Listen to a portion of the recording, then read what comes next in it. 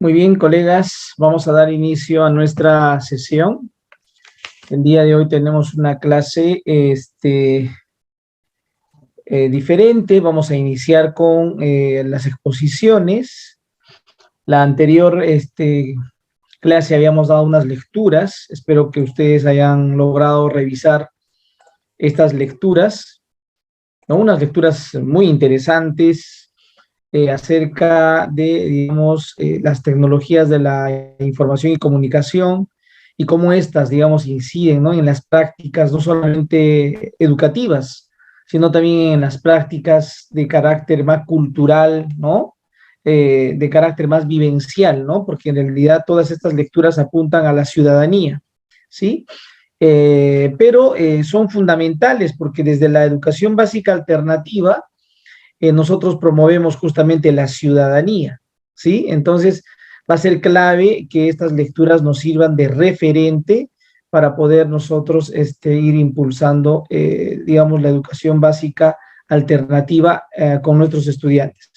Bien, vamos a, antes de iniciar con estas exposiciones y en el cual ustedes puedan ir comentando sobre estas lecturas, vamos a ir recordando qué hicimos la anterior sesión. A ver, voy a invitar a cualquiera de ustedes que de manera muy concreta lo puedan colocar ahí en el chat. ¿Cuál fue la clase o qué se enfatizó la clase anterior, digamos, en el desarrollo de nuestras actividades? A ver, vamos. ¿Qué desarrollamos la anterior clase? A ver, un poco para recordar. ¿Qué hicimos la anterior clase? Vamos. ¿Cuál fue la clase que se enfatizó? A ver, todos los que están aquí, a ver, ¿qué dicen? ¿Qué abordamos la anterior sesión? Estuvieron, ¿verdad? La anterior sesión. Hemos abordado ahí algunos temas interesantes, pero a ver, ¿cuál fue? ¿Cuál fue el énfasis? No sean tímidos, vamos. ¿Cuál fue el énfasis? A ver, antes de que yo les llame, digamos, a alguno de ustedes, coméntenos, a ver, ¿cuál fue el énfasis de la clase anterior? Buenas tardes. Hola, Candy, ¿cómo estás? Bien, doctor, gracias. Buenas tardes, compañeros. Bien, y yo he tenido un poco lo que es el problema de conectividad. Ahora estoy en la ciudad.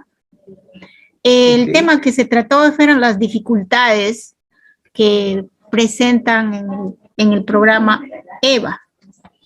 Tanto como se ha visto que son múltiples dificultades, ¿no? Pero a pesar de eso se ha tenido como tarea elaborar unas alternativas de solución, teniendo en cuenta lo que son las dificultades más relevantes, de acuerdo como cada estudiante lo pueda prevalecer, mejor dicho, esas dificultades.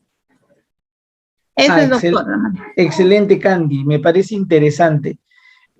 Marisol acaba de escribir que hemos hablado un poco sobre el sentido de la modalidad de la EVA, un poco para conocer cuál es el sentido, pues, de la modalidad si no la conocemos a profundidad. Partir del análisis de la realidad es fundamental para poder entender el sentido de la EVA. O sea, finalmente, ¿para qué, digamos, se hace educación básica alternativa? Si es que no conocemos a profundidad cuáles son esas brechas, ¿no? No solamente de carácter pedagógico, sino las brechas de repente en términos de gestión, ¿no? Que acarrea toda la educación básica alternativa. Entonces hemos un poquito enfatizado, ¿no? Para poder centrar nuestra atención en el sentido de la EVA. Y luego, después de ese análisis, ¿no es cierto?, hemos nosotros propuesto algunas alternativas, ¿no? Como muy bien lo has indicado, Candy, a partir de algunas dificultades más relevantes que hemos ido identificando. Muy bien, qué bueno. No te preocupes tú, Elizabeth, vas a estar incorporándote progresivamente, no te preocupes, y además que, digamos, la clase está grabada y los videos están ahí, entonces ustedes pueden volver a revisar, digamos, esta información para nuevamente recordar lo que se trabajó. Entonces, hemos ido enfatizando esto, ¿no? De dificultades y luego de alternativas para un poco involucrarnos, ¿no? En el tema del sentido de la EVA. Es importante involucrarnos poco a poco y vamos a ir involucrándonos cada día más, al extremo que al extremo de comprometernos, porque no solo es involucrar, sino también es comprometerse, ¿no? Con el tema de la educación básica alternativa. Muy bien. Entonces, ahora, luego de haber, digamos, revisado estas dificultades, estas posibles alternativas, ¿no? Que han identificado ustedes a partir de esas dificultades, ¿no? Y luego de ese, digamos, análisis de estas brechas, nos permite un poquito, digamos, mirar la realidad y a partir de ello proyectar una realidad futura, ¿no? De la educación básica alternativa. Con la lectura, con la lectura que estamos desarrollando, las últimas lecturas que hemos estado desarrollando de la EPJA, ¿no es cierto? De esta educación para personas jóvenes y adultas, ¿sí? Entonces, ahí, digamos, hay un análisis, ¿no? Hay una reflexión acerca de la realidad y también desde ahí se proyecta, ¿no? Una educación para jóvenes y adultos en el futuro. Este es un documento en realidad clave, referentes como la Biblia, digamos, de la educación básica alternativa, es de lectura obligatoria. Además de estas lecturas, hay otras lecturas que el día de la anterior clase hemos socializado con ustedes. Les he compartido unos anuarios, ¿sí? Uno, el anuario de la cultura digital del 2014, imagínense, el anuario de la cultura digital del 2015, el anuario de la cultura digital del 2017, del 18 y del 19, ¿ya? A partir de estos anuarios hay una información muy interesante, muy actual, ¿ok? Les he planteado que desarrollemos una estrategia que se llama 6x6, ¿sí? Es decir, hay 6 temas, ¿sí? De lo cual 6 participantes van a explicar y 6 de ustedes van a comentar, ¿ok? Y luego las personas que van a concluir o van a resumir, digamos, todo lo que se ha expuesto, lo van a hacer en 6 minutos. Entonces aquí estamos hablando del panel 6x6. Puede ser 3x3, 4x4, ustedes ya seguramente lo pueden, digamos, recrear, ¿no? Entonces, estos 6 panelistas, la idea es que puedan, digamos, en un periodo de 3 minutos, en un tiempo de 3 minutos, explicarnos, ¿no? Comentarnos, ¿sí? Acerca, digamos, de las temáticas que les hemos planteado, ¿ok? Para esto, no necesariamente tenemos que hacer una presentación. Les había dicho que no hay la necesidad de hacer una presentación, un PPT, no hay la necesidad, pero si alguien lo ha traído por casualidad a alguna presentación, lo puede compartir también, o sea, no hay ningún problema. Entonces, la primera, digamos, presentación o exposición estaría a cargo de Marisol Chávez, ¿sí, Marisol? ¿Estás ahí, Marisol? Sí, estoy aquí presente. Hola, Marisol. Y estaría comentando Julia Mendoza. A ver, me parece que Julia aún no se ha incorporado, ¿ya? Pero no hay problema, está aquí Marisol Chávez. ¿Está Johnny Chávez también aquí? Johnny. No está, doctor, pero ha enviado, tuve un problema y me envió un video. No sé si es posible que lo... A ver, ya. A ver, sí. Vamos a ver luego el video. María Cuyate, estás ahí, ¿verdad, María? Sí está María. Muy bien, María. ¿Me escuchas, María? También tienes sí, maestro. Buenas tardes, maestro. Sí estoy. Muy bien, María, para que tú expongas ahí sobre el Big Data. Víctor Colca, ¿estás ahí también, Víctor? Está también muy bien, Víctor. Para estar preparados, muy bien, Víctor, ya te vi. Elga, Silverio Caso, me parece que no está ahí. Rafael, ¿estás ahí, Rafael? Me parece que Rafa también no ha llegado, ok. A ver, Silverio Caso, muy bien, ya seguramente van a incorporarse dentro de un momento. Daniel González, a ver, no está tampoco Daniel González. Rocío Chávez, Rocío. Sí, profesor. Hola, Rocío. Ya, tú contigo vamos a cerrar y bueno, con el comentario de Rosa Miranda. ¿Ok? A ver, un poquito para poner en contexto, estos anuarios de la cultura digital justamente se han planteado para que las personas que, digamos, decidan leer este tipo de anuarios desarrollen algunas competencias digitales. ¿Ok? Ese es el propósito de este anuario, ¿no? El propósito de cuando nacen estos anuarios, nacen con ese propósito, ¿no? De que las personas desarrollen ciertas competencias digitales. Para ello nos proponen una cultura digital, ¿no? Una cantidad vasta de elementos, sí, que podemos nosotros utilizar en la vida, en la práctica, digamos, docente o en la vida cotidiana. Entonces, a ver, Marisol, te escuchamos. Tú nos vas a presentar el tema tensiones y tendencias en la cultura digital. A ver, vamos, Julia, coméntanos de qué trata esta lectura. Te dejo en el uso de la palabra, Marisol. Buenas tardes. Sí, es el primer tema de este anuario del 2014 que he leído y básicamente está desarrollado por Antonio Rodríguez de las Heras, que es el autor, y que hace un análisis justamente de estas tensiones y las tendencias.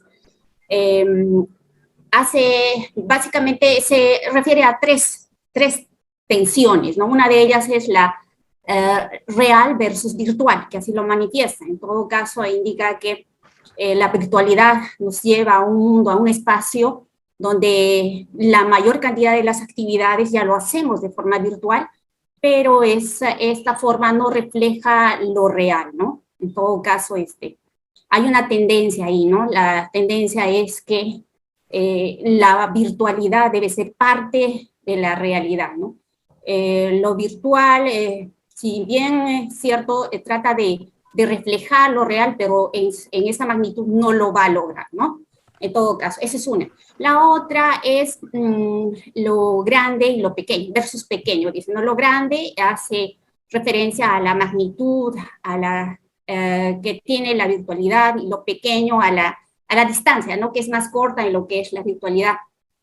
También habla sobre unas piezas y que se debe hacer también las combinaciones, ¿no? De ahí surgen diferentes formatos.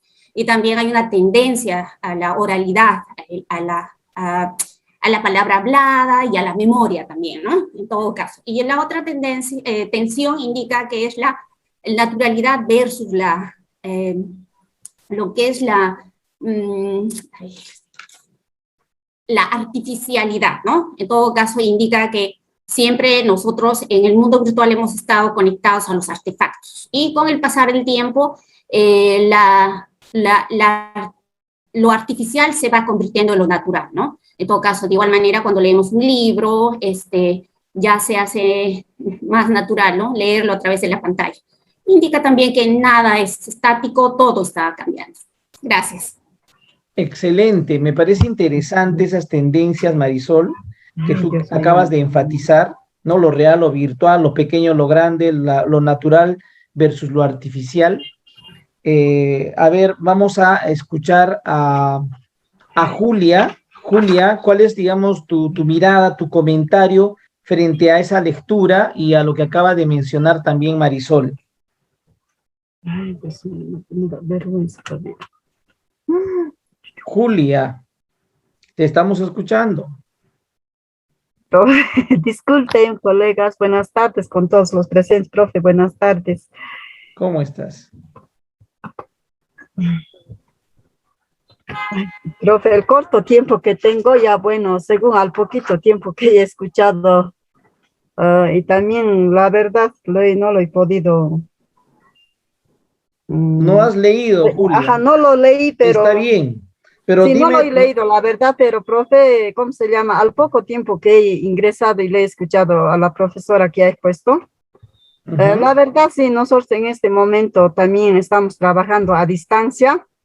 Esto es también sorprendente, pero de tal forma nosotros como profesionales tenemos que estar preparados en todo aspecto, ¿no es cierto? Muy bien. Siempre a las tecnologías. Y como dice, la atención a la cultura digital, y entonces tenemos que saber, ¿no? Sobre todo en lo digital. ¿Cómo Ok. Bien, Julia. Pero, o sea, no te preocupes, Julia. O sea, me parece bien que seas tú sincera, transparente. Y si no se ha leído, yo te pido digamos, lo leas para la siguiente clase para que tú tengas conocimiento. Tú sabes que es, digamos, una lectura para nuestro manejo formativo. Hay que estar preparándonos. Estas lecturas nos van a ayudar un poco a contextualizar también nuestro trabajo como profesores, ¿no? Porque estamos viviendo, digamos, una época donde la educación a distancia, ¿no? O esta educación virtual no se va a ir, o sea, nos vamos a quedar. Entonces, estas lecturas van a ser claves. A ver, a mí me gustaría, Marisol, ya digamos, para preguntarte, estamos pasando del cuadrado al círculo.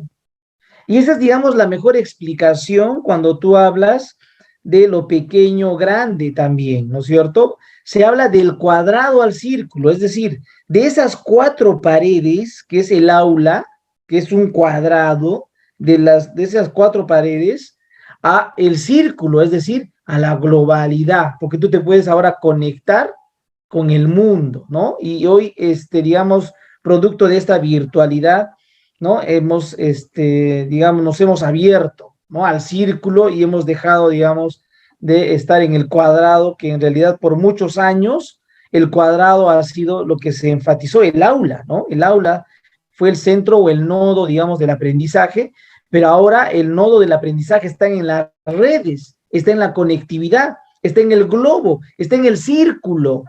Entonces, estamos cambiando de enfoque, ¿no? Pasando de un enfoque del cuadrado al círculo, ¿ya? Entonces, ahí me gustaría, más bien, Marisol, desde tu interpretación, que tú nos puedas, digamos, un poco, precisar a qué se refiere lo natural y lo artificial. Digamos, planteando un ejemplo, digamos, ¿qué es artificial y qué es natural, Marisol, desde la lectura que tú has podido hacer de estos anuarios? Ya. Básicamente hace a la ilusión de lo natural era pues leer un texto, ¿no? De forma física, y eso sería lo natural, ¿no?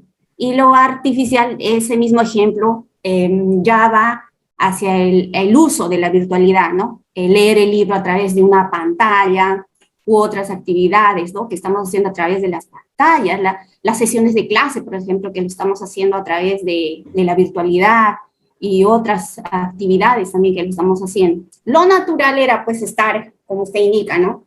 En un salón de clase, con mi pizarra, mis plumones, etc. Eso es lo natural, ¿no? Es lo que manifiesta en el texto, ¿no? Y lo artificial es que poco a poco ya vamos entrando a ese mundo, ¿no? Y posteriormente esto ya se convierte en natural, se va a hacer algo ya natural. Por eso indica que lo artificial, con el pasar del tiempo, se va a convertir en algo natural ya para nosotros, ¿no? Una vez que nosotros ya manejemos todo lo que es la virtualidad. Muy bien, gracias, Marisol. Solamente para, digamos, ahí ir comentando, porque en realidad estos temas son interesantes. En la lectura, que digamos ustedes seguro van a tener la posibilidad de leerlo, porque tienen los anuarios, les he enviado a todos, se habla del homo proteticus, el homo proteticus, ¿sí?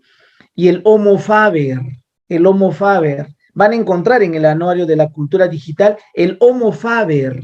El homo faber es el hombre que fabrica, ¿ya? Estamos en una época donde somos homo faber, es decir, los hombres que fabrican, estamos fabricando aplicativos, por ejemplo, ¿no es cierto? Un aplicativo para sacar la cuenta, por ejemplo. Entonces tú subes al aplicativo y ahí está tu información. Por un aplicativo pagamos. ¿Se han dado cuenta? Estamos entonces en una época donde el hombre es fabricante, por lo tanto le llaman el homo faber. ¿sí? Por otro lado, del Homo protheticus, el hombre con prótesis, ¿sí? El hombre con prótesis, ¿sí? El hombre con prótesis, es decir, el hombre hoy en día, el hombre tiene extensiones a su cuerpo. El USB es una extensión al cuerpo del hombre, de la persona. La computadora es una extensión. El celular es una extensión porque no puedes estar sin celular. Entonces es una prótesis. Es como tu prótesis. A todo lado vas con el celular. Es como una extensión a ti. Es tu prótesis. Somos homo protéticos, dependientes, digamos, de la tecnología. Y cuando, digamos, hablamos del tema de la natural o artificial, efectivamente, antes nosotros utilizábamos nuestra memoria para registrar información, nuestra memoria del cerebro. Ahora no, ahora todo lo grabamos en un USB, ¿no? O digamos, lo subimos al Drive, ¿no? En la nube guardamos, en la nube la información. Entonces, eso es artificial, pues, porque toda la información ya no lo grabamos en nuestro cerebro, lo grabamos simplemente en un, digamos, en un repositorio artificial. Miren todo lo que producto de las tecnologías están apareciendo. Bueno, muchísimas gracias tanto a Marisol como a Julia. A ver, me dijiste, Marisol, que Johnny no está, ¿no? Han elaborado ahí un video, me dijiste, algo así. Sí, sí. Le voy a enviar. Lo puedes socializar, voy a dejar de compartir, a ver, si está el video ahí, para que lo socialices, para un poco conocer este segundo tema que tiene que ver con el storytelling y la difusión cultural, ¿ok?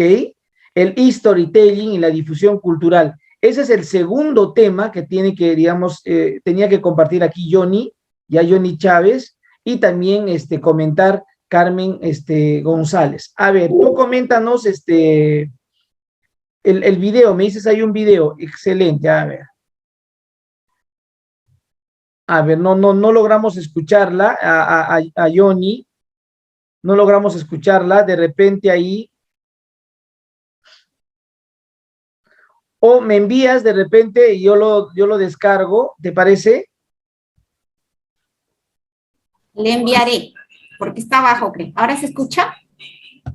Ahora sí, puedes subir el de tu computadora. Sube un poco. Ya. Ahora sí, ¿se escucha? Voy a empezar. Sí, se escucha, pero retorna. Ahora sí. Muchas gracias. Maestro Elvin y compañeros todos. En esta ocasión voy a hablar un poco acerca del storytelling. Bueno, primero se parte de una premisa que es cómo puede el storytelling ayudar a la difusión cultural, ¿no? Se parte de esa premisa. Primero vamos a definir qué cosa es el storytelling. Se trata de contar historias, ¿no? Es el arte interactivo de usar palabras y acciones para revelar los elementos e imágenes de una historia. ¿No? En ese sentido, el storytelling tiene diferentes aspectos importantes, ¿no? Uno de ellos es sea interactiva, que utilice palabras, ¿no? Para con las personas, deben presentar historias a través de acciones, vocalización, del movimiento del cuerpo y a través del uso de diferentes gestos. ¿No? Estas serían las características de un storytelling. Es así que también con esto se pretende, como decía la premisa, ayudar a la difusión cultural, ¿no? Sabemos que este tipo de storytelling ha sido desde años antiguos, ¿no? Desde la época de la caverna. Ellos nos han contado a su modo toda la historia, ¿no? A través de diferentes manifestaciones, ¿no? Hasta hoy en día, ¿no? Hoy en día, con el uso de las nuevas tecnologías, todo esto ha cambiado, ¿no? Si bien es cierto, antes, por ejemplo, utilizaban esto del storytelling en los bares, en los cafés, ¿no? En diversos lugares donde se podía conglomerar la gente, ¿no? Ahí contaban diversas esos personajes interactuaban con los oyentes para poder transmitir su cultura. Pero hoy en día, con la esto ha cambiado, ¿no? Hoy en día, por ejemplo, sabemos que hay audioguías para un museo, pero no es necesario que por ello el guía, ¿no? En forma física, sino simplemente ahora nos dan una especie, nos pueden dar unas tablets, o nos pueden dar unos celulares, ¿no? Se llaman audioguías, a través de los cuales podemos visitar los diferentes lugares e informarnos, ¿no?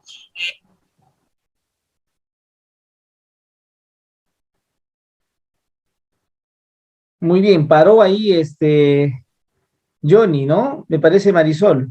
Sí, ahí es todo. Ok, ya, a ver, me parece interesante, digamos, la manera de haberlo enviado en video. Bueno, este es un recurso que también se puede utilizar, digamos, me parece bien si ella no podía llegar el día de hoy, está bien. A ver, solo para, a ver, invitar. Carmen, ¿estás ahí, Carmen? Carmen, no vino Carmen, ¿ok?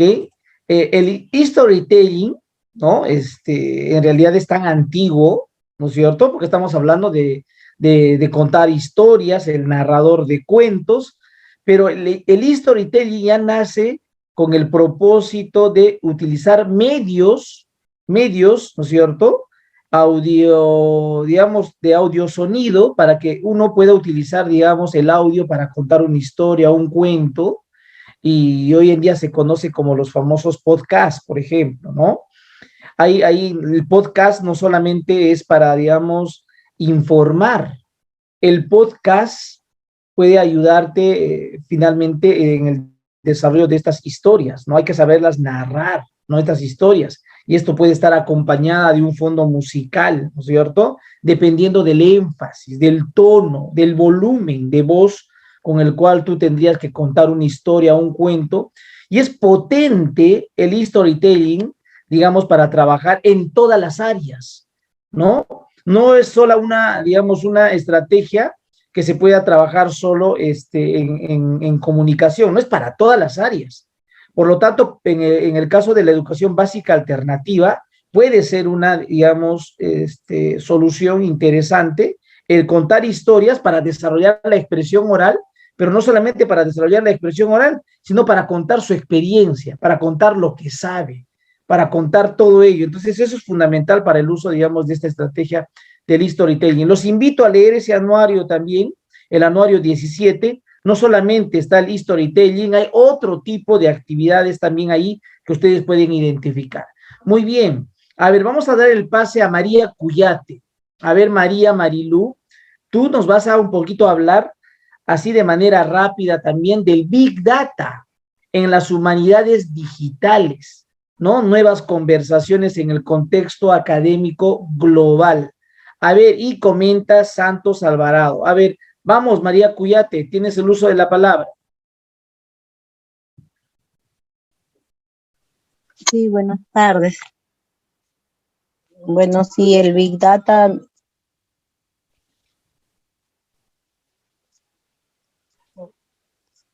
No te escuchamos, María.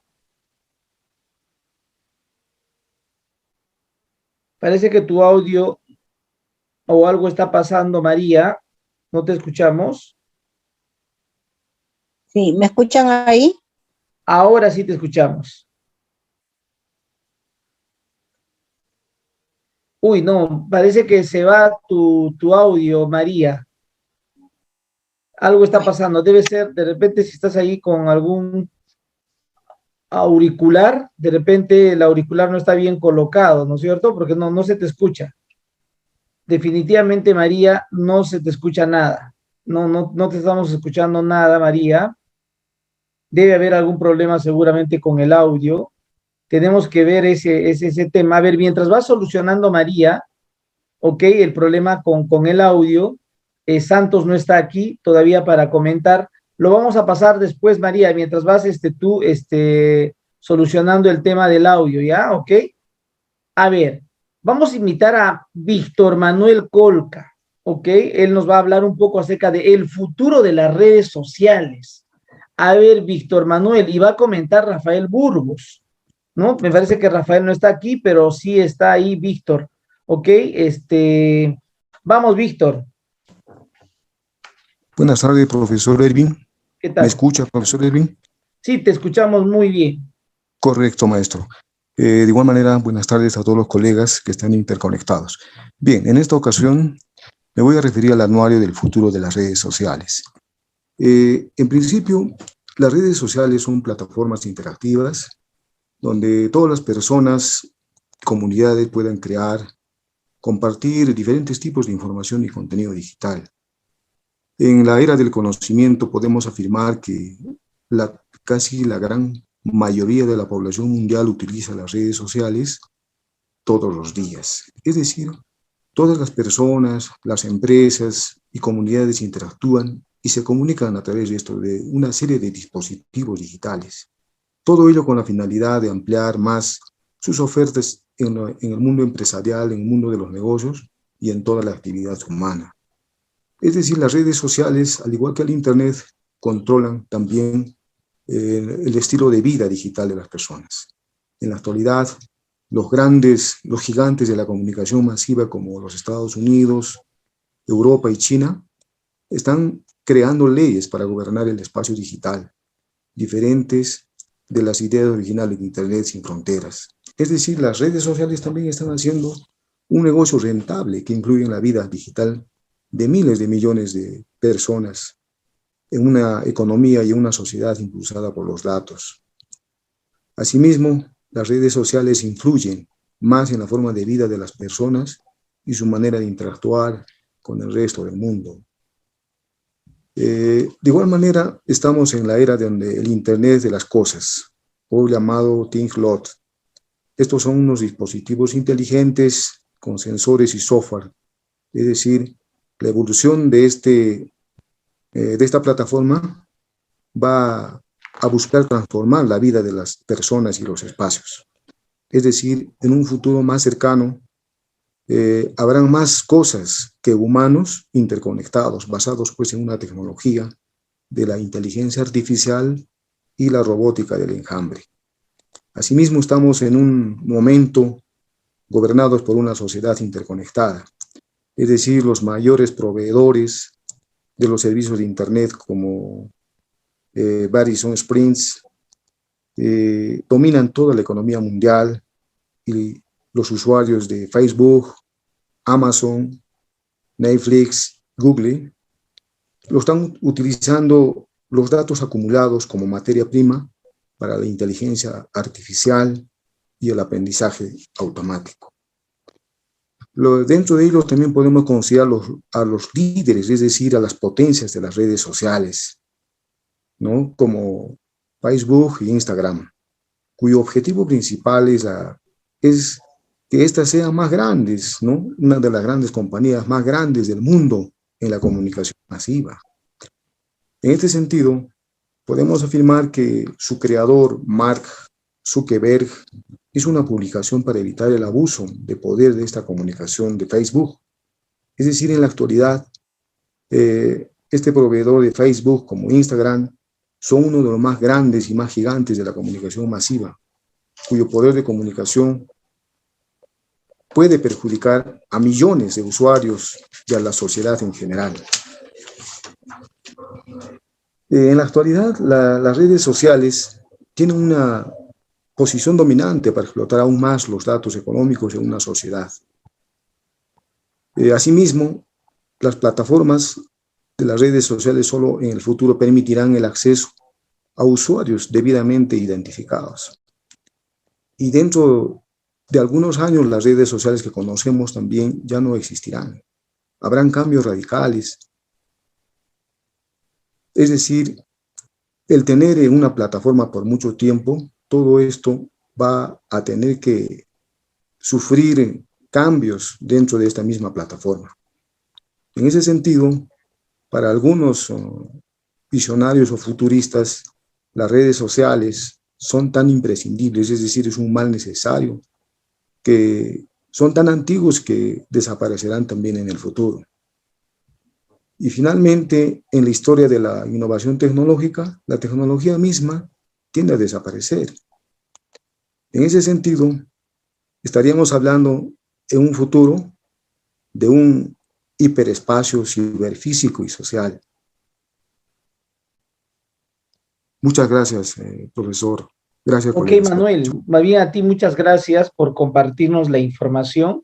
Claro, tú nos estás ubicando dentro de esta información de la tecnología 4.0, ¿ya? Porque, por ejemplo, las redes, ¿no? Porque tú has estado hablándonos acerca de las redes, utilizan esta tecnología 4.0.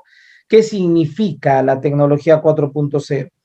Que tú, por ejemplo, si escribes constantemente sobre las flores, entonces esta tecnología 4.0 te identifica y toda la información que te va a llegar al celular, ¿no? A tu correo, va a estar relacionada a las flores, ¿ok?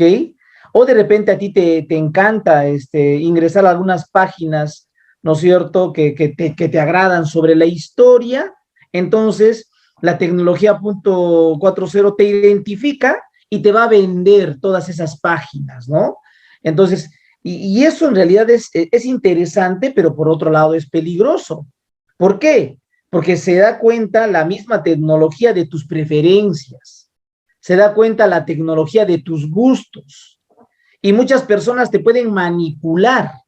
Y yo puedo conocerte solo mirando tu Facebook, ya puedo, digamos, yo escanearte de manera muy personal. Digamos, eso es, digamos, algo que con la tecnología 4.0 sucede, nos desnudamos con la tecnología 4.0 y las redes utilizan justamente esta tecnología. Y ahora, acá hay un tema, ¿no? Que producto de estas tecnologías y de las redes, ¿no? Y de todo el Big Data que seguramente ahorita María nos va a compartir, nosotros los docentes tenemos que dejar de ser consumidores de información, porque eso, por ejemplo, eso hay una investigación, les cuento, una investigación mundial, donde los docentes producen menos y consumen más. ¿Qué significa esto? Los profesores ahora, para dictar una clase, ¿qué es lo que hacen? Descargan del internet su clase y eso dictan. Ellos ya no producen porque todo está en el internet. Entonces, se están convirtiendo en consumidores de información. Pero el maestro no puede ser consumidor solo de información, tiene que producir información, ¿no? Porque nosotros estamos consumiendo la información de otras personas que producen y no necesariamente eso que producen es pertinente, es contextual, etcétera.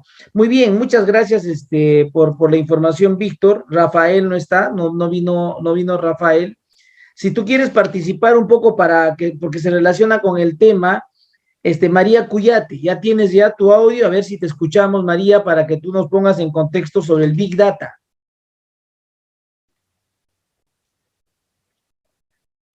¿Me escuchas, María? A ver, me parece que está todavía un poquito mal con el... A ver, vamos a invitar a Elgar. ¿Qué tal, Elgar? ¿Cómo estás? Elgar Caso. ¿Estás ahí, Elgar? Buen día, maestro, ¿se escucha?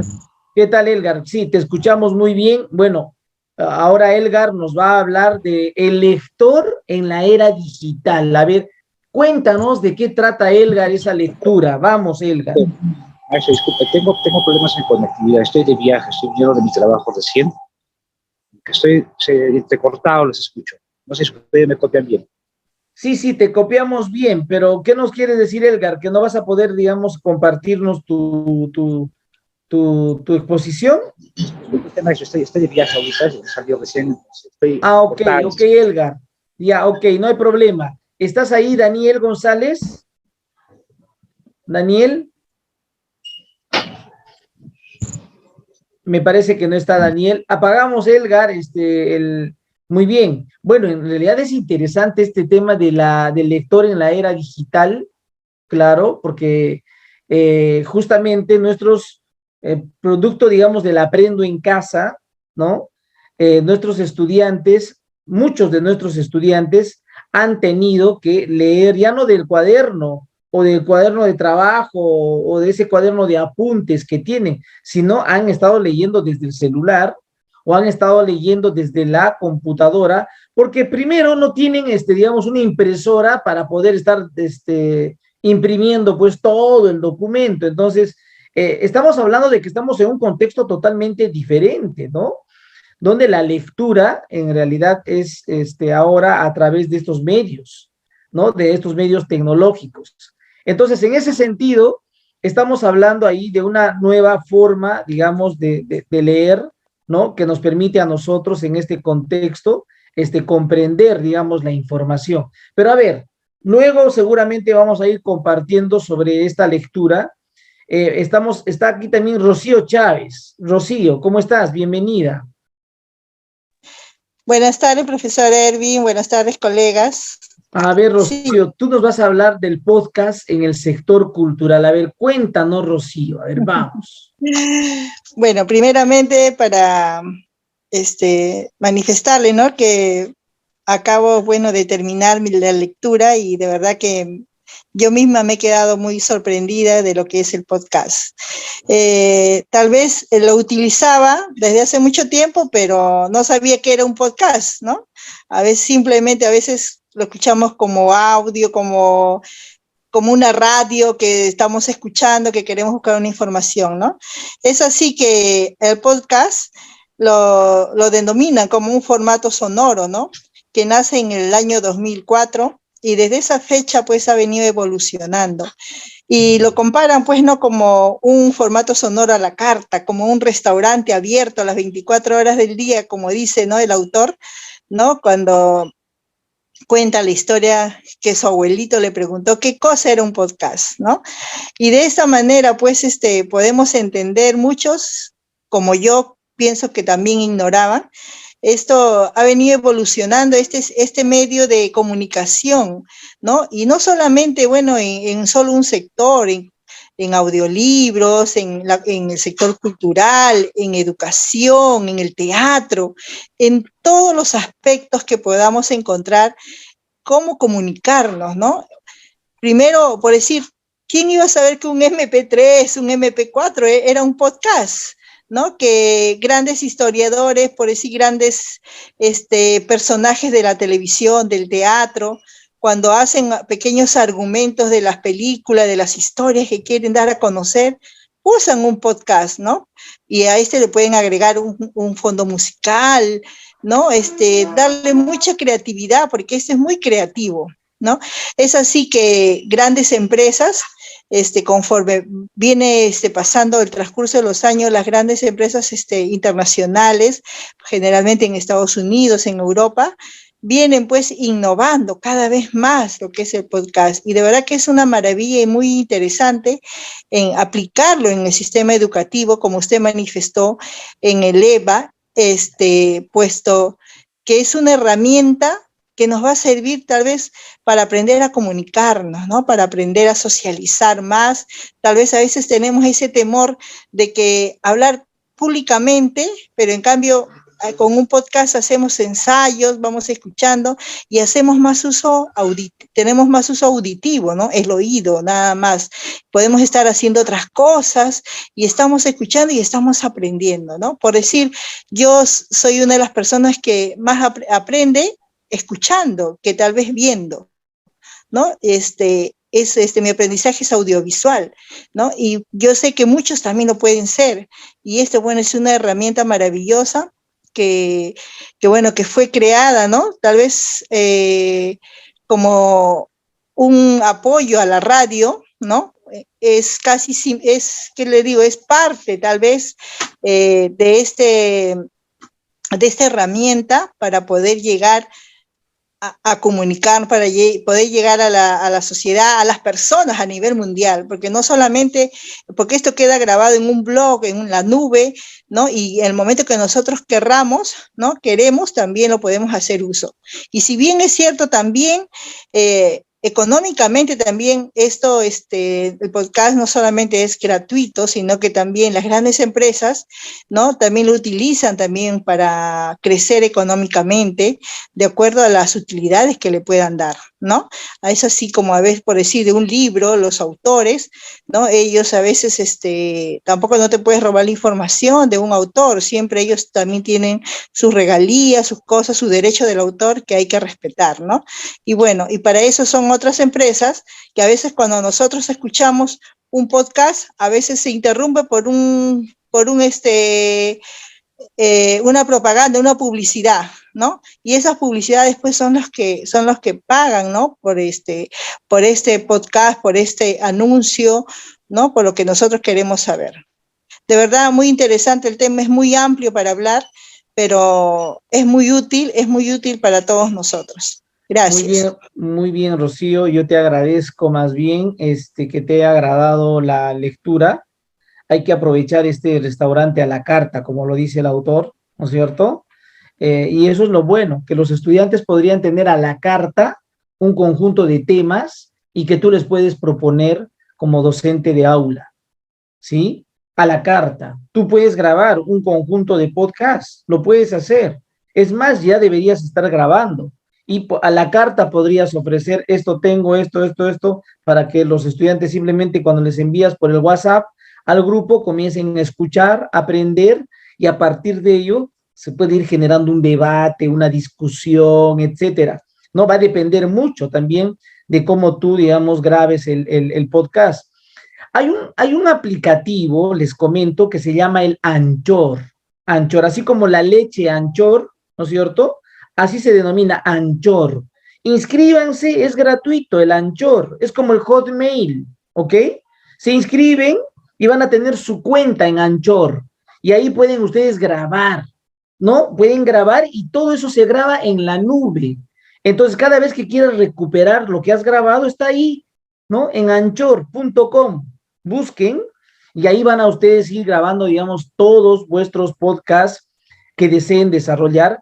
Pueden grabar podcasts relacionados a lo que les apasiona, ¿sí? Por ejemplo, respecto a la historia, tú no eres profesora de historia, pero te apasiona y lo puedes hacer. Eso es interesante, ahí puedes tener un registro audiovisual o simplemente de audio, un libro de audios, ¿no es cierto? Que podrías tener, digamos, sobre un determinado tema. A ver, voy a escuchar, a ver a los demás.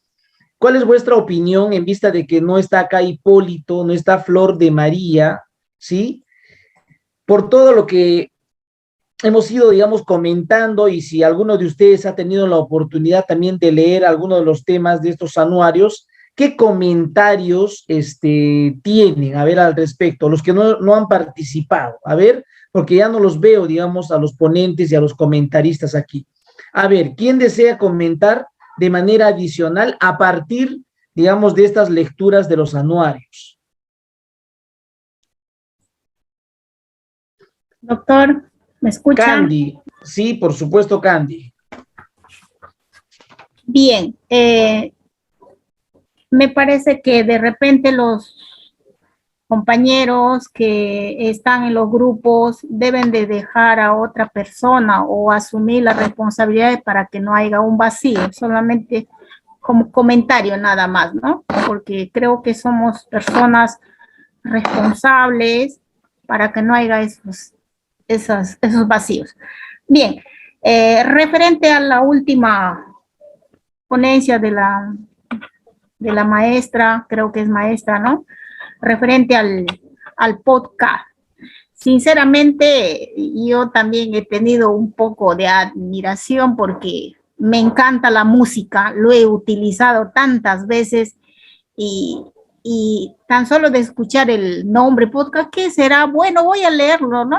Entonces, y me doy con la sorpresa de que siempre le hemos estado utilizando, pero voy a decirme de manera personal hacia mí misma, de una manera ignorante, ¿no? Porque no estamos buscando de repente, como usted dice, innovación en nuestros ámbitos pedagógicos, porque soy maestra de primaria, Entonces, las maestras de primaria estamos pues involucrados en todas las áreas y quizás me hago una autocrítica que no conocía este tema y gracias a usted un tema muy relevante que nos ha servido pues estos 2 años enormemente. Trabajo en zonas R1, trabajo y pues los audios me han servido de muchos. Incluso trabajo en retroalimentación con mis alumnos por audio.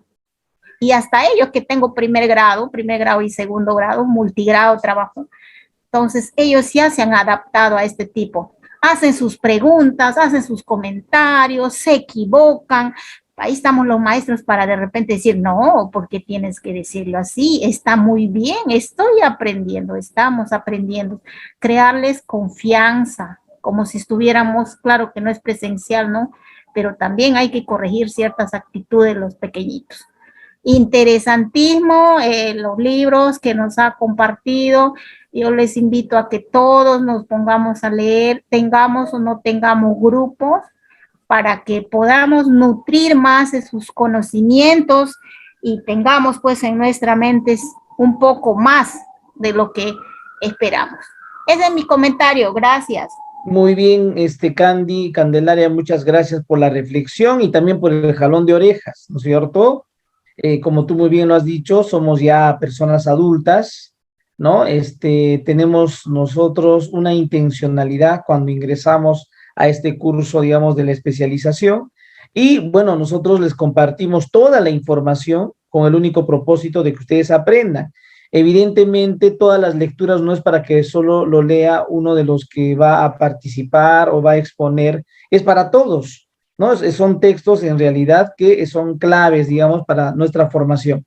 A ver, estás aquí, María Cuyate, ya para ir cerrando contigo, porque para que nos comentes acerca del Big Data, si de repente ya está un poco mejor tu audio. Hola, María. ¿Me escucha ahora sí? ¿Me escuchan? Claro, María, por supuesto que sí. Ya he cambiado, cambié el dispositivo, disculpe. Ya, mire, bueno, el Big Data es como una tendencia, ¿no? Que a partir del año 2011 se ha extendido en las ciencias experimentales y los medios de comunicación.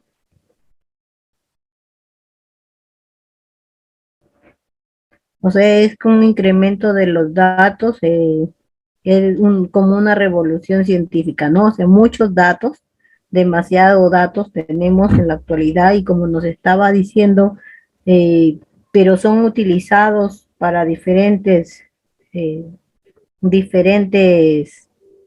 propósitos, ¿no? Para el mercado, ventas, que uno con otro se relacionan, fábricas o empresas se relacionan. ¿Me cortó? No, está bien, te seguimos escuchando, María Cuyate. ¿Sí? ¿No se cortó? Ah, ya, disculpe. Ya. Se relacionan, como nos decía hace un momento, ¿no? Si buscas un libro, supongamos, busca un libro de cocina, ya se te aparecen varios, ¿no? Se te aparecen varias empresas vendiéndote sobre todo lo de cocina, ¿no? Entonces, eso es el Big Data, ¿no? Eso es una información global como si fuera un todo, Muy bien. A ver, María, te agradezco por la exposición, solo para ir complementando lo que tú acabas de decir. Miren, el Big Data ha generado nuevos puestos laborales. Por ejemplo, el analista de información. Los analistas de información hoy en día son los más buscados y los mejor pagados. Un analista de información. Entonces, ¿por qué? Porque hoy en día todo lo que se desarrolla es en función de data, de información, de data, ¿no? Entonces, cuando hablamos de Big Data, hablamos de abundante información. Y la persona que sabe gestionar la información, entonces es un analista de información, es decir, es un analista de datos, ¿ok? Y eso es, digamos, fundamental, porque gracias a esa información, tú, por ejemplo, puedes definir cuáles son las brechas. Si yo te pregunto, por ejemplo, a ti, ¿cuáles son las brechas educativas que tiene el país? ¿Cuáles son las brechas en salud? ¿Cuáles son las brechas que se tiene de los profesores de la educación? ¿Cuáles son las brechas de los profesores de inicial? Y ¿sabes qué? Este analista de datos te va a dar las brechas. ¿Por qué? Al toque van a ingresar, digamos, al INEI, van a ingresar a la escuela de hogares, van a ingresar a distintos, ¿no es cierto?, portales donde hay información, y de ahí van a extraer la información y te van a decir esto es así, por esto, por esto, por esto, por esto. Entonces, es un analista de información. A ver, ¿ibas a comentar algo, María? Sí, o sea, de toda esa información lo sacan como un proceso, como algoritmos. Claro. ¿No? Para resumirlo, como se puede decir, resumirlo y te dan un concepto que te va a servir, ¿no?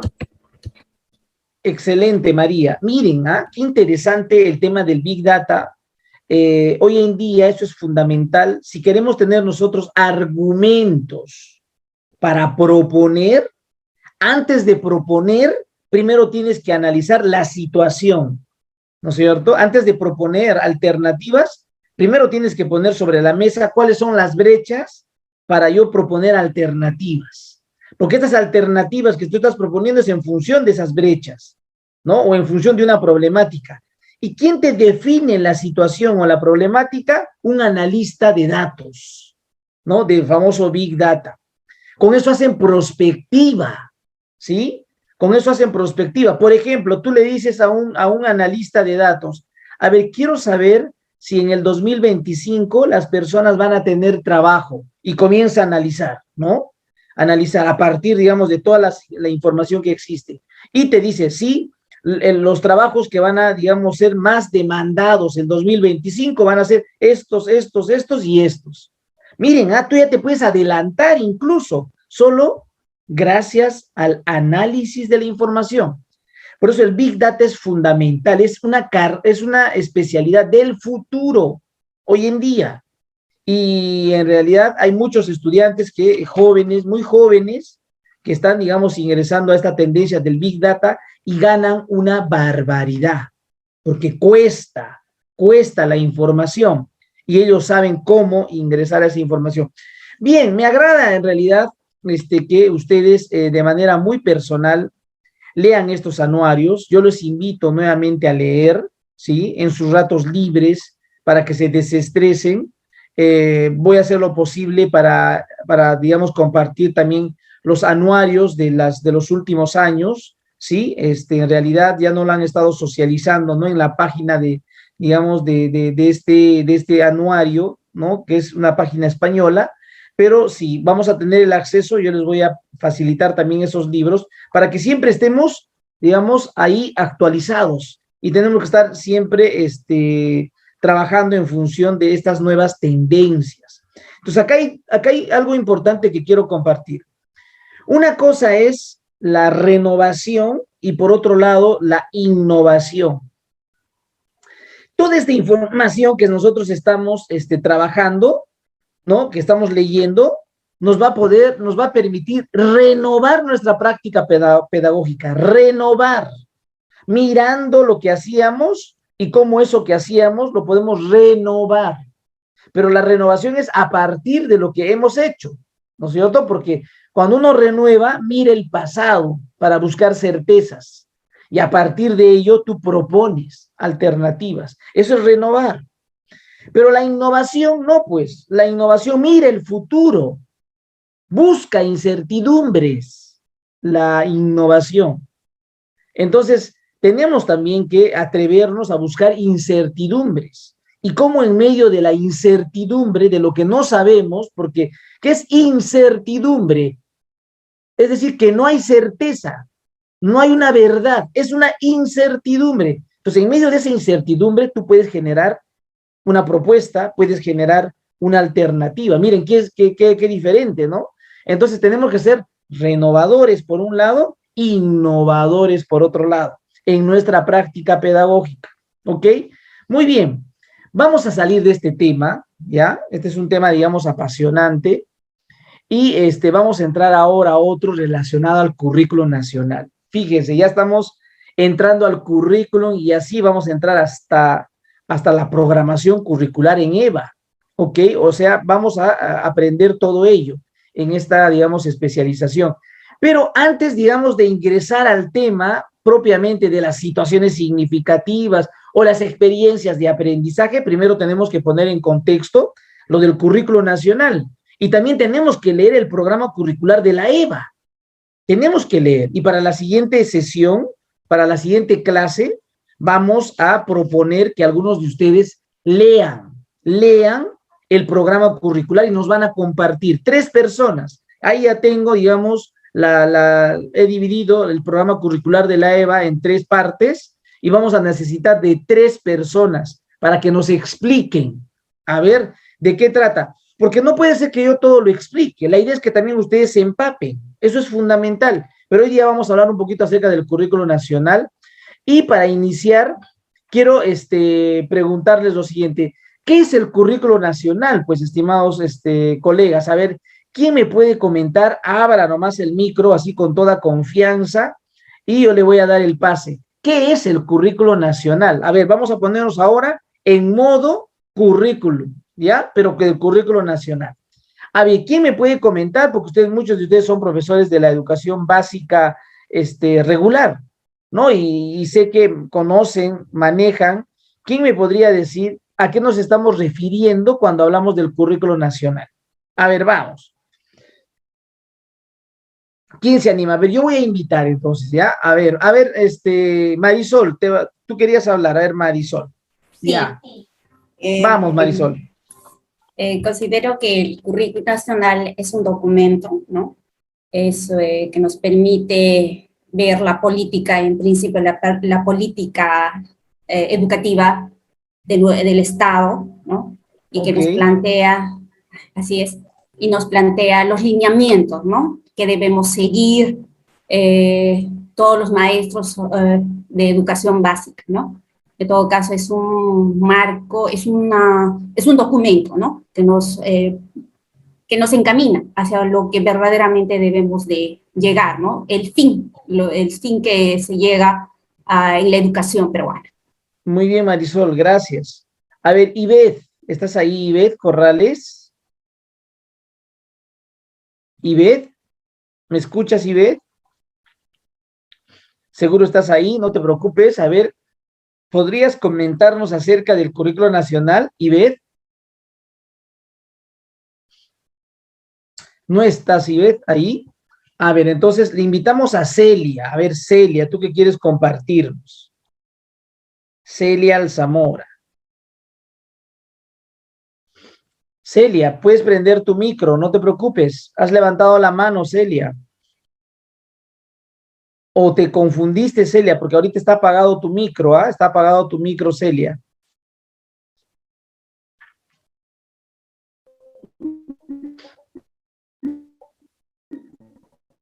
Celia, no te escuchamos muy bien, Celia. Sé que está prendido tu micro, pero no te escuchamos.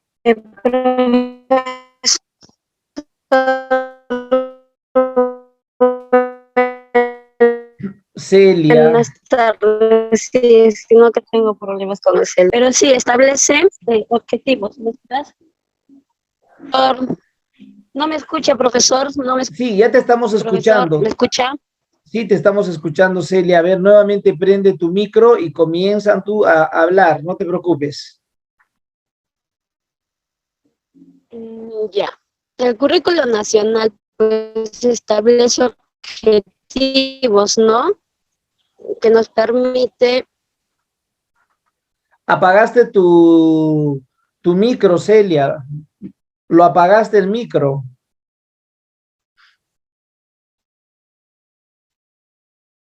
Bueno, a veces tenemos este tipo de dificultades. Todas estas cosas nosotros como maestros tenemos que prever.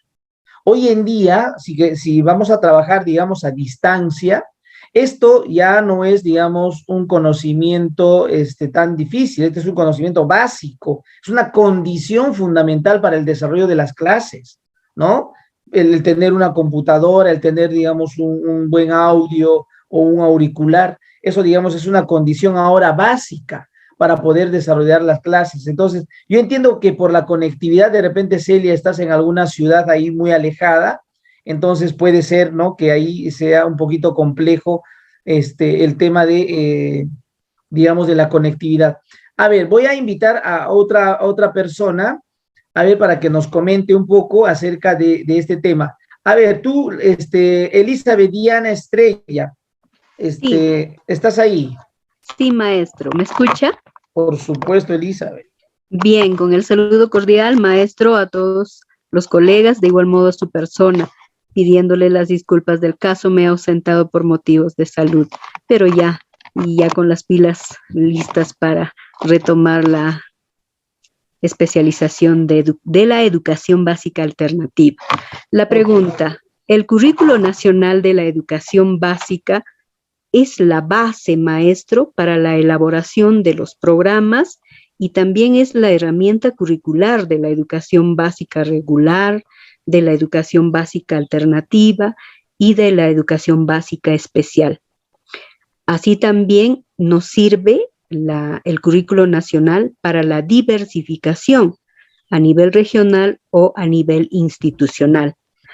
También podemos mencionar que el currículo nacional es una de las columnas básicas de nuestra educación. Es la clave para indicar hacia qué aprendizaje debe estar orientado nuestro trabajo pedagógico. Y también mencionar que en el currículo de la educación básica podemos encontrar pues el perfil del egresado, las competencias, el enfoque que estamos trabajando, etcétera, etcétera, los enfoques transversales también. Eso es lo que puedo manifestar respecto a lo que es el currículo nacional, maestro. Gracias. Muy bien, Elizabeth, muchísimas gracias. Ha sido muy clara, digamos, en tu compartir. El currículo nacional efectivamente es una herramienta, es un instrumento. Así como el médico es al bisturí, el docente es al currículum. Así es. El currículum es el instrumento del docente, el instrumento del docente, la herramienta del docente que concretiza la política educativa. Entonces, por lo tanto, el docente tiene que manejar el currículum. Eso es parte de su dominio, eso es parte de su especialidad, de su manejo. No puede ser que un docente no conozca el currículum, porque eso es parte de su dominio, esa es su herramienta. Es como la herramienta de un trabajador en el campo, la chaquitaglia, o el pico, o la pala. Igual un docente, el currículum. El currículum es una herramienta, no se olviden. Es una herramienta, es un instrumento que le permite justamente orientar los procesos de enseñanza-aprendizaje. Entonces, desde la perspectiva, digamos, de lo que se está planteando, miren, el currículo nacional como un documento, como un instrumento, tangibiliza, concretiza la política educativa nacional como un instrumento curricular, como una herramienta de curricular, ¿no?, de la política. Ahora, el currículo muestra la visión, nos dice de manera muy general cuáles son esos aprendizajes que queremos que nuestros estudiantes van a lograr. ¿Cuáles son esos aprendizajes? ¿Y cuáles son esos aprendizajes de manera general que se plantea tanto para las modalidades de la educación, para la EVA, para la EBR o para la EBE? Entonces es una visión, ¿no? Son los aprendizajes. Y están expresados obviamente en competencias, ¿ok? Esos son los aprendizajes. Hay un perfil, pero por otro lado hay competencias. Cuando me preguntan, ¿qué es el perfil? Es la visión. El perfil es la visión de los aprendizajes que se pretende desarrollar en el sistema educativo nacional. Esa es la visión, el perfil. Entonces, pero ahí, digamos, se encuentra en el currículo nacional esta visión y los aprendizajes. Y por otro lado, el currículum nos da un conjunto de orientaciones. Ahí tú, Elizabeth, has ido acertando en muchas y me parece bacán que tenemos tenemos que tener claridad de esta herramienta. Nos propone orientaciones pedagógicas. ¿Por qué orientaciones pedagógicas? Porque lo pedagógico es la enseñanza-aprendizaje, pues. Es decir, orientaciones para la enseñanza y orientaciones para el aprendizaje, orientaciones pedagógicas, para ver cómo se va a desarrollar estas competencias, cómo se va a evaluar estas competencias y finalmente cómo se va a diversificar el currículo. Entonces ahí ha sido, digamos, muy clave. Y acá hay algo interesante que quiero compartir a partir, digamos, de esta diversificación, porque más adelante vamos a trabajar la diversificación, ¿ah? Les cuento, vamos a trabajar la diversificación, vamos a aprender a diversificar en esta especialización. Yo les voy a explicar cómo se diversifica, ¿sí? Y les voy a dar paso a paso todo lo que implica. Entonces, la diversificación, miren, la diversificación pasa por distintos procesos, ¿no? O sea, algunos, en el currículo se habla de contextualización, por ejemplo. Contextualización. Pero también desde el currículum no solo se habla de la contextualización, se habla de la adaptación. Adaptación. Se habla de la adecuación. ¿Sí? Va a haber, digamos, desde un proceso de diversificación la contextualización. ¿Por qué? El currículum tiene que ser pertinente. Pertinente al contexto. Y tiene que ser pertinente a las necesidades de los estudiantes. Eso es contextualizar en el marco de la diversificación. Tiene que ser pertinente al contexto donde nos encontramos, pero no solamente al contexto, que puede estar, digamos, yo estoy en Cusco, y en Cusco estoy en Quillabamba, o de repente estoy en Huánuco, y estoy viviendo en Tomaiquichua, o de repente estoy en Puno, y estoy ahí en los valles, en los baños termales de Putina, ¿no es cierto? O estoy en Cajamarca y estoy en Hualgayoc, ahí estoy en Hualgayoc. Tiene que ser contextual y pertinente al contexto de los estudiantes, porque el contexto, por ejemplo, de Hualgayoc es distinto al contexto de Putina, de Santiago de Putina, y es distinto al contexto de Caballococha, que está en Loreto. Entonces, el currículo tiene que ser, pues, contextualizado, ¿no? Por eso se habla de que tiene que ser pertinente al contexto, pero también al estudiante. ¿Por qué? Porque el estudiante tiene distintas necesidades de aprendizaje. Por lo tanto, también se tiene que ubicar el currículo frente a la necesidad del estudiante. Miren que es interesante que esto tenemos que ir nosotros trabajando. Gracias, Celia, por lo que acabas de plantear. Efectivamente, el currículum plantea las competencias que se deben de desarrollar y estas, ¿no? Que se tienen que expresar, digamos, en capacidades, en destrezas, etcétera, etcétera. Ahora, el tema de la adaptación también es importante. El currículum se adapta y la adaptación se utiliza generalmente para las modalidades. Por ejemplo, el currículum está adaptado para la modalidad de EVA. Hay una adaptación. Y esa adaptación se expresa ya en el programa curricular de la EVA. Ya se ha adaptado el currículum. Y ustedes van a darse cuenta en qué se adaptó.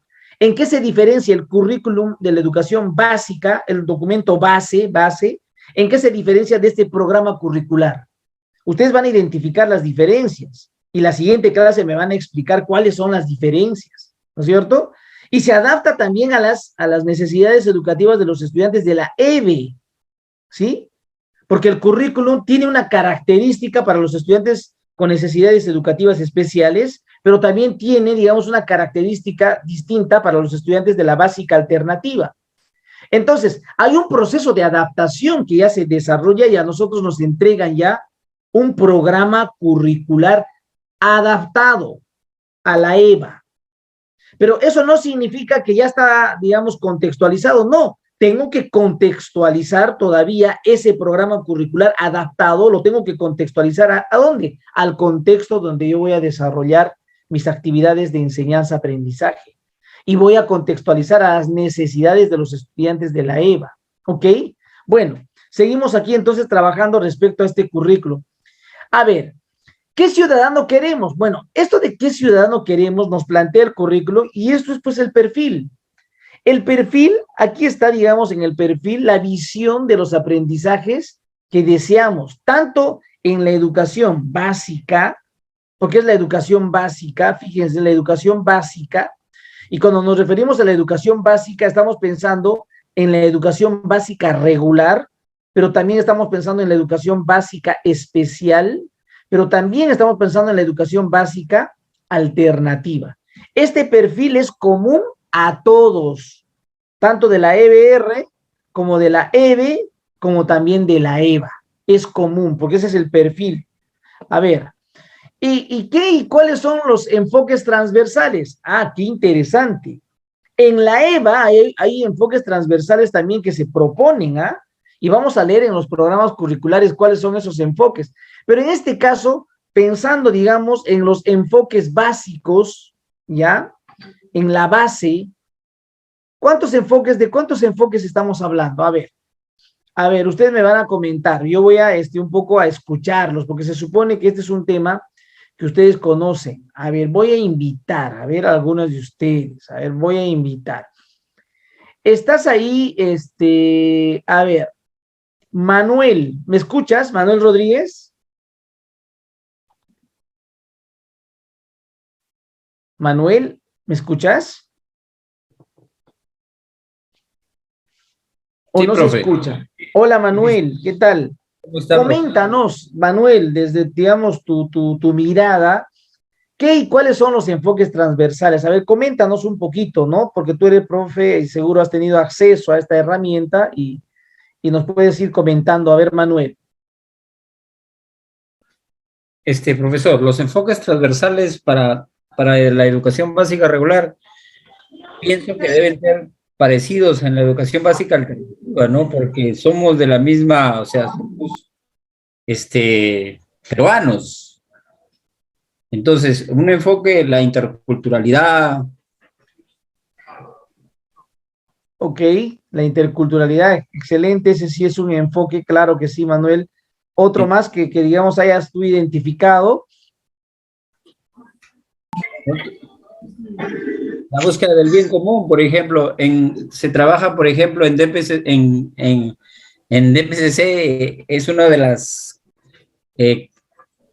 competencias de la búsqueda del bien común, pues.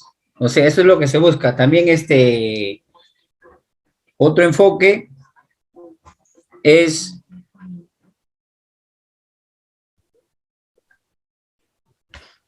el enfoque inclusivo, Manuel. No, justo le iba a decir eso, que estaba hablando del enfoque inclusivo, donde y la búsqueda de la excelencia es otro.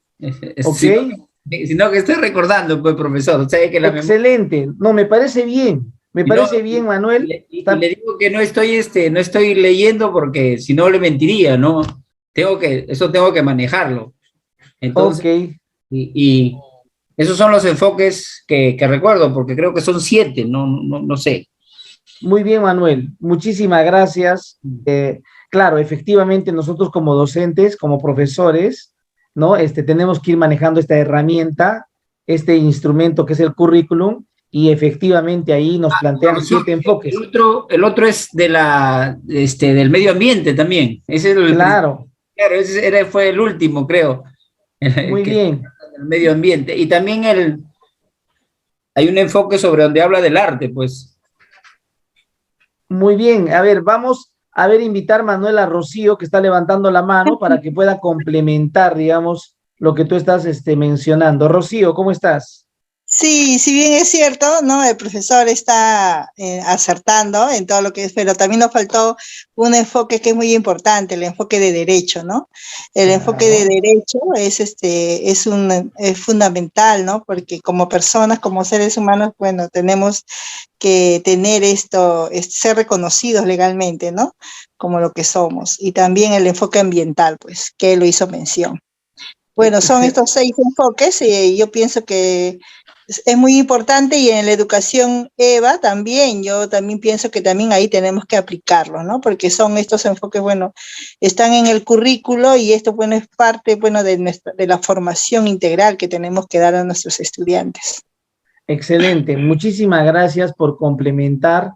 A ver, porque lo que estamos haciendo en este momento es un poco recordar, ¿ok? Porque estamos en modo currículum, y con este marco vamos a ir entrando luego a la programación curricular, etcétera. Por eso necesitamos tener este marco previo para que las siguientes clases hablemos ya de la programación curricular, de la diversificación curricular. Entonces, miren, primero los enfoques responden a una problemática. O sea, los enfoques transversales responden a una demanda, responden a una necesidad sociocultural. ¿Por qué sociocultural? Porque estamos en un país de diversidad cultural. Entonces, los enfoques que se están planteando van a responder a estas problemáticas, demandas y necesidades socioculturales que tiene nuestro país. Los enfoques nacen, los enfoques son los lentes con el cual miramos la realidad. Nuevamente voy a repetir, los enfoques son los lentes, y miren, me voy a quitar el lente, ¿ok? De repente, sin lente, veo que este señor que le está pegando a su mujer, digo, eso es normal, ¿no? En el Perú el varón puede pegar a la mujer, ¿no? Pero si me pongo los lentes del enfoque de derechos y me pongo los lentes de la equidad de género, digo, pero por favor, ¿cómo este señor va a maltratar? Eso es un abuso, deberían sancionarlo. Miren, los lentes nos hacen mirar las cosas de distinta manera, nos ayudan, digamos, a precisar mejor las cosas. Entonces, los enfoques son los lentes con el cual miramos la realidad. Y aquí tenemos el enfoque de derechos, ¿no? Que justamente tú, Rocío, acabas de mencionar. Necesitamos tener conciencia del derecho. ¿Qué significa? No somos conscientes de nuestros derechos, y muchas veces, porque no somos conscientes del derecho que tenemos, no reclamamos, ¿sí? Y no, digamos, argumentamos. Entonces, eso, digamos, es clave. Claro que, Celia, el enfoque de derecho va a promover la participación. Por derecho nos corresponde la participación. Tenemos libertad de opinión, por supuesto que sí, y eso es producto del derecho, y eso tenemos que ir trabajando con nuestros niños, con nuestros adolescentes, y en la EVA, obviamente, con los jóvenes y los adultos. También estamos hablando aquí del enfoque de inclusivo. Cuando hablamos del enfoque inclusivo, el enfoque inclusivo se asocia a la población vulnerable, ¿sí? A la población vulnerable. Por lo tanto, desde un enfoque inclusivo tiene que haber equidad en la enseñanza. A ver, nuevamente voy a repetir, ¿ah? Desde un enfoque inclusivo tiene que haber equidad en la enseñanza. Yo no puedo enseñar a todos por igual, no se puede. Tengo que enseñar de manera diferenciada, en función a las necesidades que tiene cada uno de los estudiantes. Ustedes dirán, eso es un ideal, obviamente es un ideal, pero a eso apuesta el enfoque inclusivo. Tenemos que atender a esa diversidad, ¿sí? Y tú sabes que un aula no es pues todo homogéneo, un aula es heterogénea. Por lo tanto, nosotros tenemos que ir aquí trabajando desde esta mirada inclusiva, porque queremos atender a esa diversidad que tenemos. Miren, además de este enfoque, está el ambiental. No solo tenemos que tener respeto y cuidado de la naturaleza, no. Tenemos que tener ahí dentro de lo ambiental una perspectiva biocéntrica. Miren, ¿ah? Desde una perspectiva ambiental, o desde un enfoque, perdón, ambiental, nuestra perspectiva tiene que ser biocéntrica. ¿Qué es lo biocéntrico? Centrado en la vida. Eso es lo ambiental. está centrado en la vida. Entonces tenemos que respetar no solo a la naturaleza, ¿no es cierto? A los vegetales, ¿no es cierto? También a los animales. Entonces hay un respeto, ¿no? Que es interesante, digamos, este enfoque ambiental. El intercultural que ya hemos hablado bastante del intercultural, y es muy probable que este tema de la interculturalidad lo retomemos, pero ya de otra manera, desde la interculturalidad crítica. Estoy realmente pensando en que la próxima clase es muy probable, no les aseguro todavía, pero es muy probable que la próxima clase, que quiero invitar a un experto en este tema de la interculturalidad, que es clave, ya clave hoy en día en el país, y que con él podríamos hablar sobre la interculturalidad crítica, desde la perspectiva de los enfoques transversales, la interculturalidad crítica. Ojalá se acepta esta persona, que es un especialista, un trome, y vamos a gozar, digamos, de su clase la próxima sesión, pero eso todavía no está confirmado, ¿ya? Pero, digamos, les indico, porque es interesante escuchar a otras personas también, qué es lo que piensan respecto de estos enfoques, y en especial de alguno de ellos, como es la interculturalidad.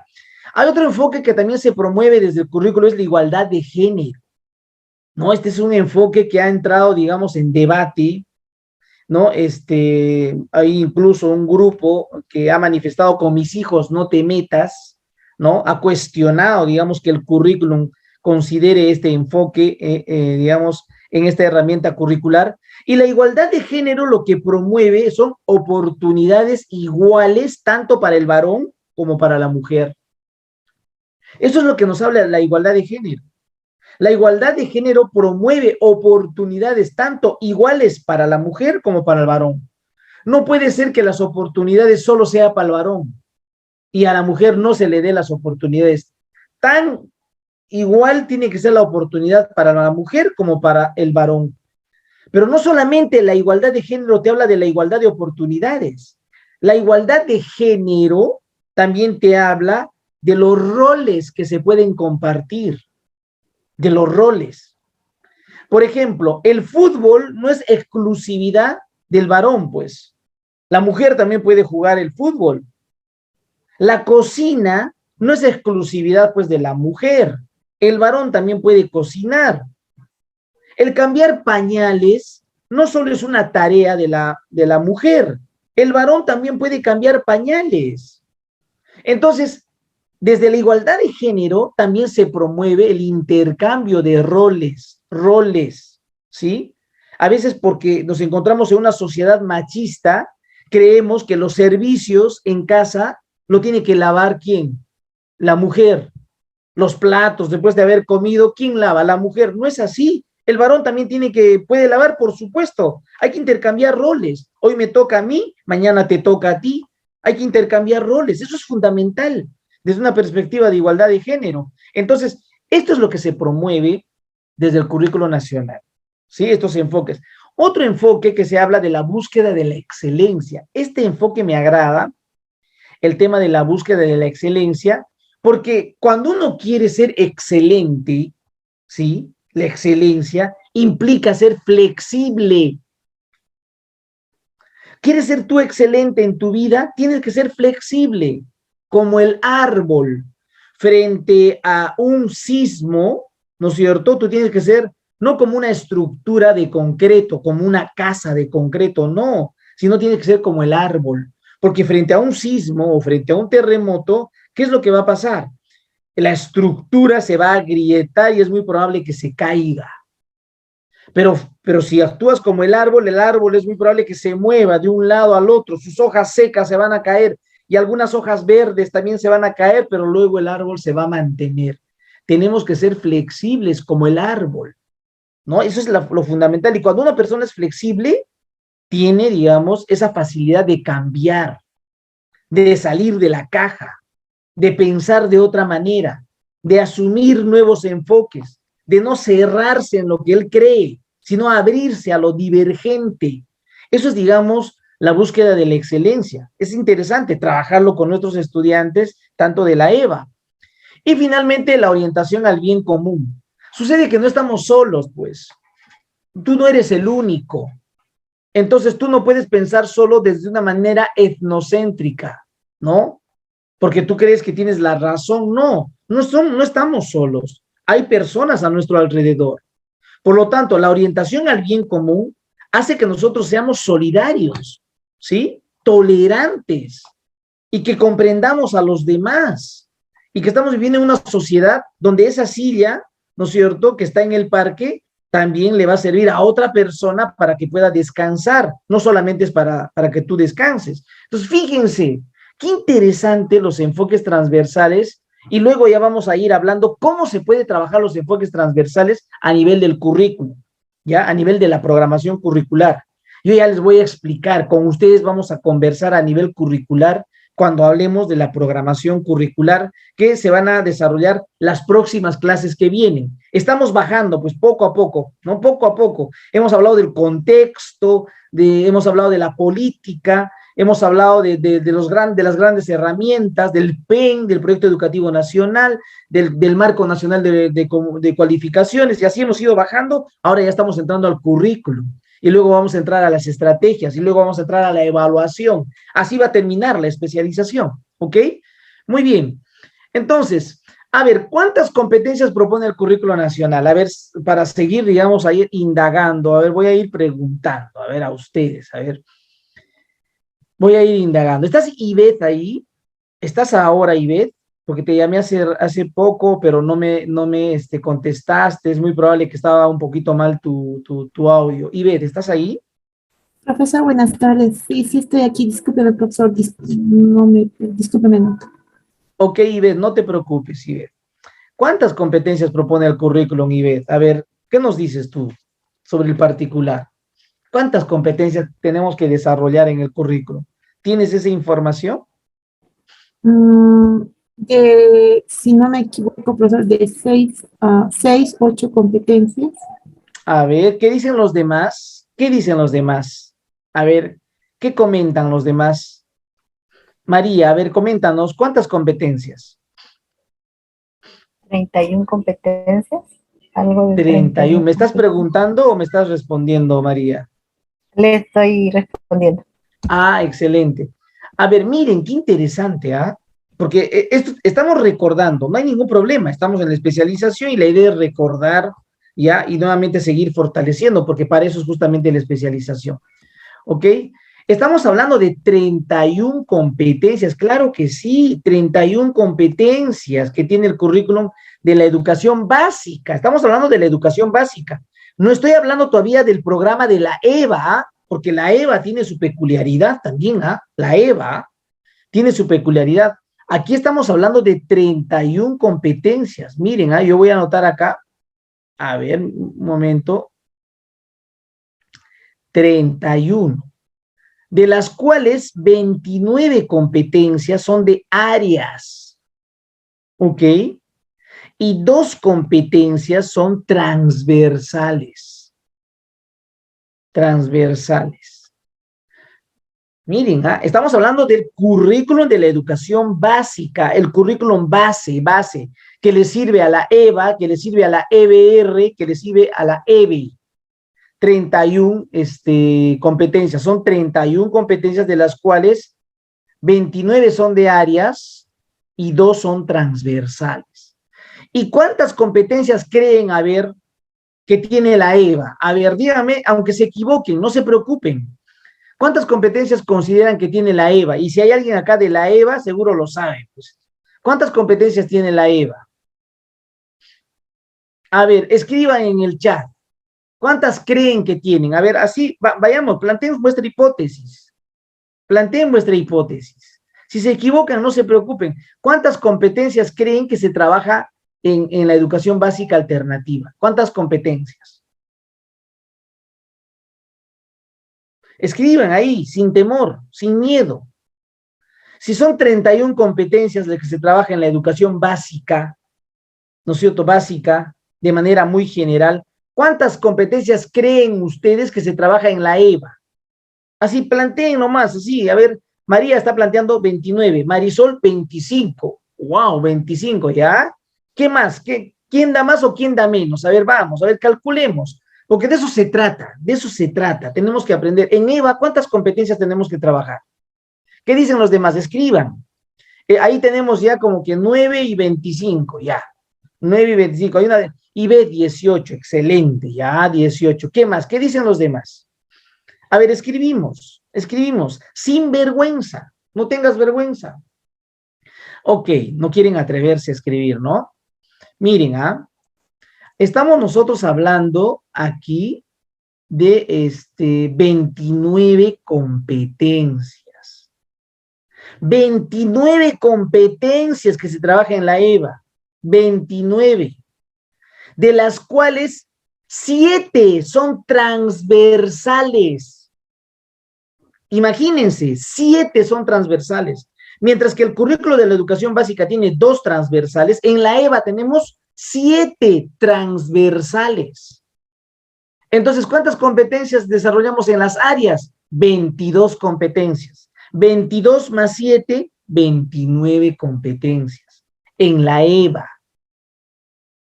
Ustedes dirán, profesor, ¿estás seguro? ¿No se estará equivocando? No, eso es lo que se trabaja en la EVA. Miren, el currículo nacional tiene 31 competencias, ¿ok? 31 competencias. Estas competencias, 29 son de áreas y 2 son transversales. Por ejemplo, el entorno TIC, las tecnologías de la información, es un transversal. La gestión de los aprendizajes de manera autónoma es otra competencia transversal, la gestión de los aprendizajes. Entonces, estamos hablando de 2 competencias. Pero en el caso de la EVA todo varía. Pues miren, aquí está. Aquí están las 22 competencias de la educación básica alternativa. Estamos hablando aquí de la EVA. ¿Cuántas competencias se trabaja de manera transversal en las áreas? 7. 7 competencias se trabaja de manera transversal en las áreas. ¿Ok? ¿Y cuántas son de las áreas? Son 22 y son 7 transversales. En total, nosotros trabajamos 29 competencias. ¿Sí? Entonces, así poco a poco tenemos que ir, digamos, un poco acercándonos al tema de la EVA. En la EVA se trabaja con situaciones significativas, claro. Eso es clave. La situación significativa en la EVA es lo fundamental. ¿Sí? Y muchas de estas situaciones significativas están relacionadas a proyectos productivos, a los proyectos de vida. Fíjense, las situaciones significativas están, digamos, asociadas a estos proyectos productivos, a estos proyectos de vida. Entonces, eso es lo que va a permitir que se articulen las competencias, pero no es lo único. Y estas situaciones significativas se van a expresar en actividades de aprendizaje. Esa es la lógica. No se diferencia mucho, digamos, de la EBR, porque también en EBR trabajamos situaciones significativas. Es más, las experiencias de aprendizaje que hoy en día se está trabajando en Aprendo en Casa, las EDA, experiencias de aprendizaje, estas experiencias de aprendizaje plantean situaciones significativas, pues. ¿Y por qué es significativa? Porque tiene que responder a la demanda del estudiante. En el caso de la EVA, tiene que responder a esa demanda de sus actividades productivas, de empleabilidad, de emprendedurismo, de empleabilidad, o a sus proyectos de vida, ¿no? Digamos, con las personas adultas. Todo esto es lo que se tiene que ir trabajando. ¿Ok? Entonces, yo les estoy aquí compartiendo a manera de información, porque ustedes ahora tienen que leer, empaparse de todo esto. Esto es fundamental, digamos, para nuestro aprendizaje. A ver, entonces, la alfabetización también implica el desarrollo de competencias, ¿ya? Pero hay competencias que son de carácter instrumental que yo voy a utilizar en la vida diaria, por ejemplo, el desarrollo de la expresión oral, el desarrollo de la escritura, pero también hay competencias de carácter socioeducativo que me van a permitir relacionarme con los demás, tener una capacidad de análisis, o va a haber competencias de carácter laboral. Hay competencias laborales, claro que sí, esas competencias que me van a ayudar a mí a emplearme, o van a generar en mí el autoempleo. Miren, lo socioeducativo es para relacionarnos, claves, ¿sí? Son conocimientos, ¿no? Los instrumentales son los básicos, Estamos hablando de la lectoescritura. Laboral que está asociado al autoempleo. Claro, una persona puede generar su propio empleo o simplemente al empleo, ¿sí? Pero las competencias laborales también me tienen que hablar de la reconversión. La reconversión laboral, por ejemplo. Autoempleo, empleo y reconversión laboral. Entonces, si eres una persona que toda tu vida te has dedicado a las fotocopiadoras, es más, eres un capo fotocopiando y además arreglas estas fotocopiadoras, pero te has encontrado sin trabajo y de repente te han dicho que, ¿sabes qué? Puedes tú dedicarte a la cocina, porque parece que cocinas muy bien y puedes tener tu restaurante. Eso es una reconversión laboral. Claro, de lo que te dedicabas a las computadoras de repente o a las impresoras, ahora te vas a dedicar a la cocina y vas a ser un chef. Hay una reconversión laboral, pero todo eso se tiene que ir, digamos, trabajando, enfatizando desde las situaciones significativas que se plantean como parte, digamos, de las vías para el desarrollo de las competencias, porque la situación significativa es una vía para el desarrollo de la competencia. Ahora, nosotros también trabajamos tomando en consideración los estándares, claro que sí, aquí hay estándares, estos son estándares. Las competencias tienen estándares de aprendizaje.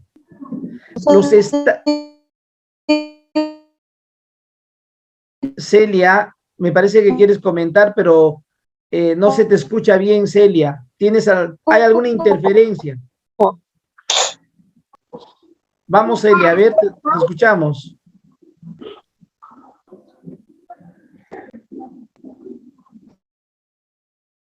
Bueno, hay interferencia, Celia.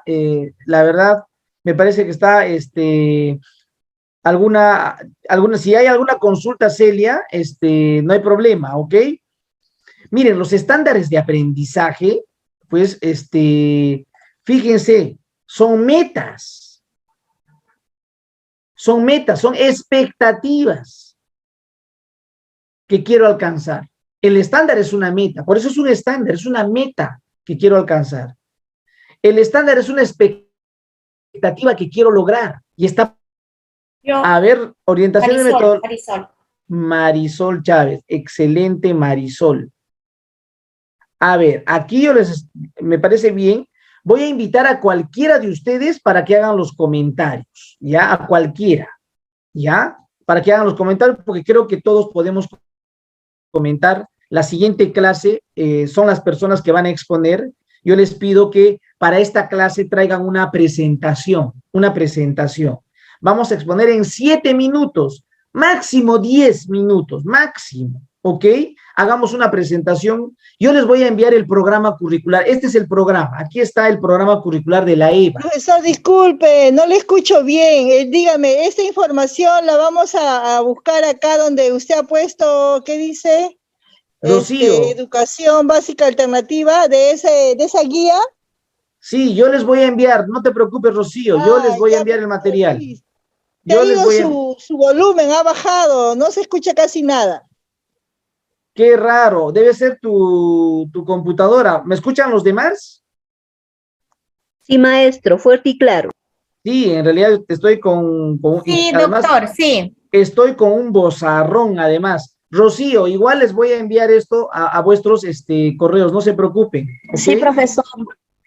Muy bien, yo les agradezco, nos vemos pues la próxima clase, espero que les vaya muy bien. Profesor. No se olviden, profesor. Estaremos en contacto. Víctor, Manuel, ¿quieres decir algo? Sí, profesor, estaba hablando de los enfoques. Tengo una duda. ¿Cada área tiene sus enfoques? No, ¿cómo va a tener cada área? Pero todavía no hemos terminado, Manuel. Estamos en las próximas clases, vamos a hablar de todo lo que es el currículum. Los enfoques se trabajan... Gracias, profesor, muy amable. Ok, Manuel, los enfoques se trabajan en todas las áreas, ¿ok? Ya, gracias. Nos vemos. Es transversal. Es transversal, claro que sí. Es que arte y cultura tiene 2 enfoques aparte. Manuel, no te entendí. Arte y cultura tiene 2 enfoques. A ver, bueno, claro, las áreas tienen sus propios enfoques. Y ya después vamos a hablar de las áreas, Ahorita estamos hablando de los enfoques transversales del currículo. Otra cosa son los enfoques de las áreas. De las áreas. Gracias, profesor. Muy amable. Muy bien. Cuídense. Nos vemos. Hasta una nueva oportunidad. Gracias, doctor. Nos vemos, Candy. Chao, chao. Gracias, hasta luego. Gracias, maestro. Chao, chao. Gracias, profesor. Hasta luego.